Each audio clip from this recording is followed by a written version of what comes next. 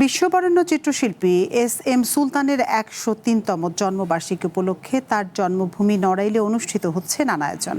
সকালে মাছিমদিয়ায় শিল্পীর সমাধিতে পুষ্পস্তবক অর্পণ, কোরআন খানি ও চিত্রাঙ্কন প্রতিযোগিতা সহ নানা কর্মসূচির মধ্য দিয়ে পালিত হচ্ছে দিনটি।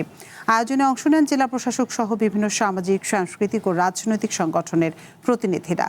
১৯২৩ সালের ১০ আগস্ট নড়াইলের মাছিমদিয়ায় জন্মগ্রহণ করেন তিনি। এস সুলতানের চিত্রকর্মের প্রধান বৈশিষ্ট্য ছিল গ্রামীণ জীবন ও পেশিবহুল কৃষক সমাজ। তার উল্লেখযোগ্য শিল্পকর্মের মধ্যে রয়েছে চর দখল, ধান কাটা, পাট কাটা, কৃষকের সংগ্রাম ও আমার গ্রাম। চিত্রকলায় বিশেষ অবদানের স্বীকৃতিস্বরূপ ১৯৮২ সালে ২১শে পদক এবং ১৯৯৩ সালে স্বাধীনতা পদকে ভূষিত হন তিনি।